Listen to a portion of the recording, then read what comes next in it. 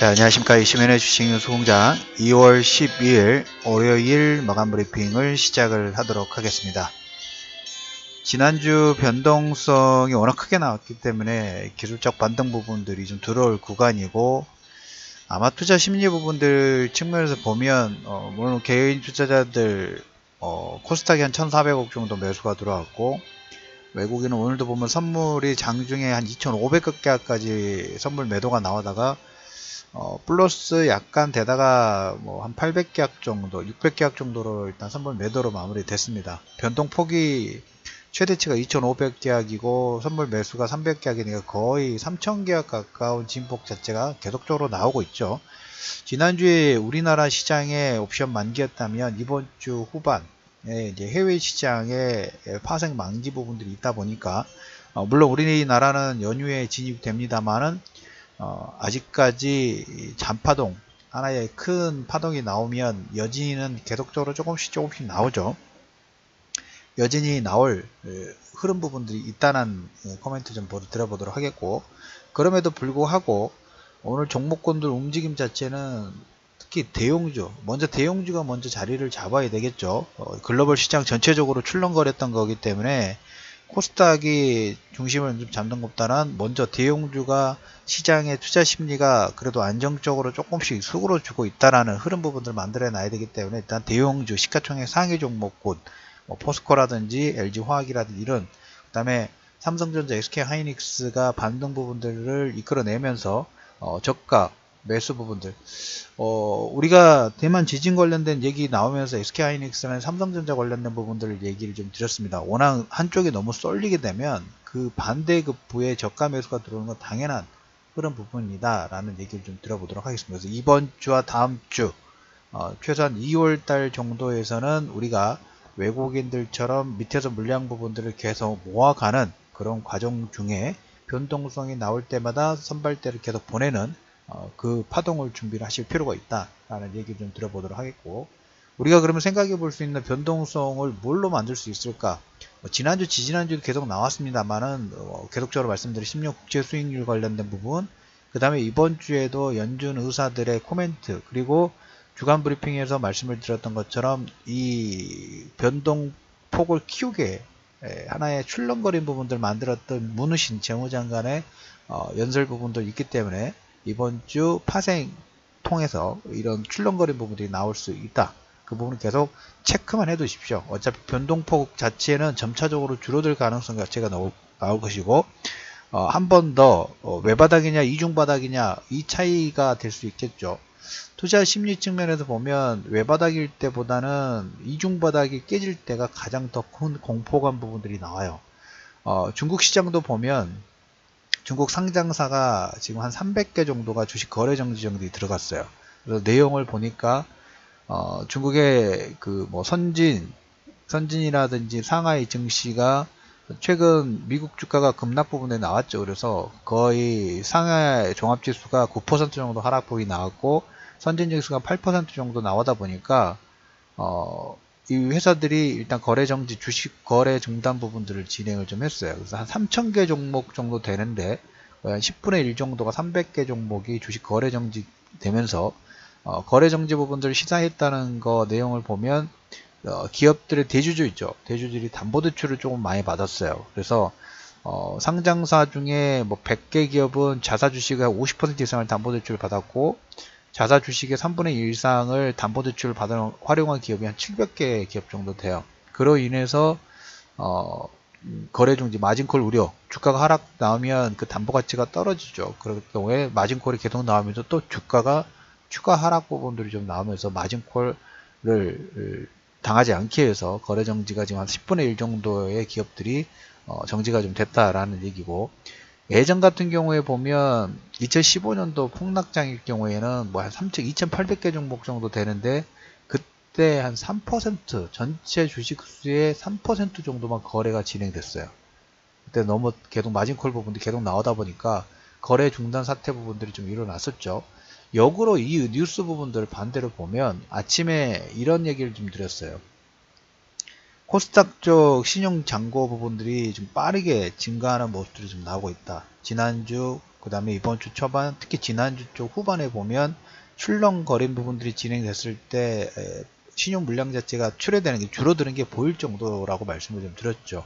그 흐름 부분들은 계속적으로 나오지 않을까라는 코멘트 좀 들어보겠습니다. 우리나라도 물량을 털리는 모습들이 좀 나오고 있고 중국도 역시 물량을 털리는 그런 모습들이 좀 나오고 있습니다. 그와 반해서 2017년도 외국인들은 우리나라 전체 주식수의 10조 원 정도 순매수 부분들이 그러니까 드러나지가 않아요. 밑에서 스물스물 한 번씩 변동폭했다가 출렁거리면 물량 받고, 그리고 2016년도 2017년도 보시면 주식형 펀드의 자금 자체가 계속 축소가 됐어요. 그 기관 쪽에서는 고간이 계속적으로 비워지고 외국인들은 그 물량 부분들을 계속 받으면서 고간을 키우면서 현물의 또 주도권 부분들을 가지고 있으니까 파생 쪽도 쉽게 삼성전자라면 3% 급락 부분들을 쉽게 만들기 때문에 얼마든지 우리나라 시장은 큰 시장이 아닙니다. 글로벌 전체적인 봤을 때 물론 우리가 봤을 때는 크겠지만 글로벌 전체적으로 뭐 채권이라도 원자재라든지 이런 시장, 그 다음에 선진국, 신흥국 쪽, 유럽 쪽이라도 이런 자산 규모라든지 그 다음에 유동성 측면에서 보면 우리나라는 글로벌 전체적으로 중소형주나 중형주 쪽에서 약간 중상위권에 해당되는 종목군이지 글로벌 전체적으로 대형주급은 아니에요. 그렇게 우리가 아쉽지만 그렇게 캐릭터 부분들을 만들어 놓을 필요는 있습니다. 아쉽지만 그래서 그렇게 보시고, 그래서 만기가 있기 때문에 뭐 급하지는 않습니다. 그리고 2월 말에 뭐 부채 한도 협상이라든가 그다음에 파월 정책적인 길들이기, 연준 인사의 길들이기 관련된 시간적인 요이 부분이 있기 때문에 그 와중에 우리가 시총 상위 종목군들만 관심 보는 부분들을 슬슬슬, 그리고 종목군별로 보면 코스닥이 몇몇 섹터 부분들이 움직인 부분 나오고 있죠. 뭐 블록체인 관련된 부분들이 계속적으로 나오고 있고, 삼성투자가 확장이 좀 되면서 뭐 전장 쪽, 그 다음에 반도체 쪽, 디스플레이 쪽, 여기에 따라서 명한 부분들이 살짝 갈리는 모습들이 좀 나오고 있어요. 그래서 여기에 이제 플러스 알파로 뭐 4차 산업혁명 관련된 종목군들이 1차 상승, 작년 11월 달부터 우리가 한번 파동이 나옵니다 라고 말씀을 드렸던 부분이기 때문에 한 번에 시세가 11월 달부터 1월 초반까지 강한 상승 부분이 나오고, 지금은 약간 숨고르기 부분들이 좀 진행이 좀 되고 있다라는 코멘트를 좀 드려보도록 하겠습니다. 그래서 대형주급은 계속 코리아 주식이 바겐셀 부분들을 진행을 좀 하고 있고, 여기에 외국인은 저가 매수 부분들을 계속적으로 확장하는 모습들이 좀 나오고 있다라는 코멘트를 좀 드려보도록 하겠습니다. 우리가 이제 종목군별로 보면 지금 일본의 양적 완화 부분들을 진행했던 구로다가 옐런 연준 의장은 한 번 더 할 생각이 있었는데 트럼프가 파이어 해버렸고, 구로다 같은 경우에는 연임에 성공을 했어요. 연임을 성공하면서 VJ가 계속적으로 통화정책 완화, 그러니까 엔화의 약세, 돈을 풀어서 아마 일본의 역할은 미국의 국채 부분들의 문제가 있을 때 소방수 역할을 할 수 있는, 그래서 어떻게 보면 예전에 일본이 양적 완화 부분들 진행할 때 미국하고 계속 뭡니까 왔다 갔다 하면서 실질적인 우방이라고 보기도 그렇고 그냥 뭐 조종하는 대로 움직인다고 그래야 될까요? 조종하는 대로 움직이고 있어요.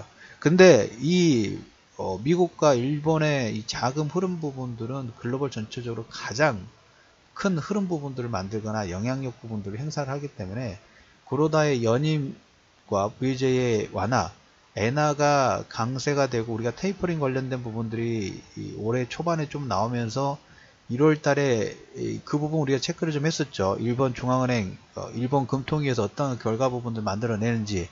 근데 일단 큰 기조 부분들은 아마 크게 변화가 되지는 않을 거예요. 그래서 글로벌 전체적으로 달러의 돈의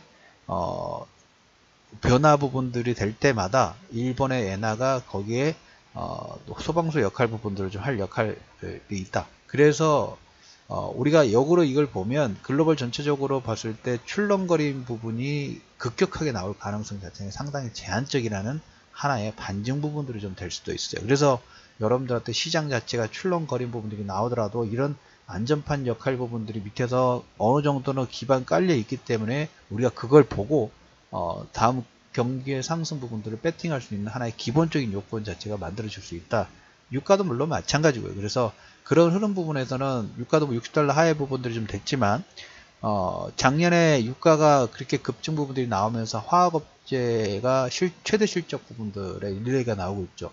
아침에도 롯데케미칼 관련된 부분들을 좀 얘기를 좀 드렸죠. 사상 최대 실적 부분들 배당 확대 이런 내용들이 나오니까 외국인과 기관의 러브콜 부분도 좀 들어오는 모습도 좀 보이고 있다. 그래서 실적도 되고 산업 업황 부분들도 긍정적인 종목군들은 뭐가 드러나요? 시장 출렁거린 부분들이 가장 먼저 고개를 살짝 드는 매수세가 유입이 되면서 반등을 이끄는 그런 모습들이 계속 확인이 되고 있다라는 그게 여러분들의 지금 시장의 핵심 키워드입니다. 그래서 템베거 작년에도 그랬어요. 7월, 8월, 9월 달에 박스권 부분들 얘기를 드렸어도 나중에는 그렇게 진행이 됐었고 그 다음에 신년효과 부분들이 기대치 부분들을 그때는 음봉일 때는 움직이지 않았지만 막상 보니까 다 신년효과 가장 강하게 30% 이상 전후 파동 부분들이 나왔고 최근에 한 종목군별로 지수별로 한 10% 정도 글로벌 전체적으로 출렁거린 부분이 나오다 보니까 작년 12월 그 다음에 1월 달에 상승 파동이 진행됐을 때 잠깐 반짝했던 투자심리 부분들이 마이너스 1층 2층으로 내려갈 겁니다. 그럼에도 불구하고 10루타, 템베거라는 시장 그리고 글로벌 경기 부분들의 사이클 부분들이 진행될 때 IT 그 다음에 뭐 산업재 경기 민감주 섹터들의 순환 파동 부분들이 이루어졌을 때 대형주들이 크게 배팅 부분들이 나오고 큰 상승 부분이 나왔던 역사가 있다고 말씀을 좀 드렸죠. 그게 안 될까요?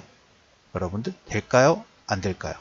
그 부분의 투자의 결정 부분들은 여러분들이 선택하는 거지만 역사적인 흐름 부분을 봐서는 계속적으로 이런 순환 파동 부분들이 지속됐다라는 코멘트를 드리면서 이슈면의 주식 뉴스 공장 2월 12일 마감 브리핑을 마무리하도록 하겠습니다.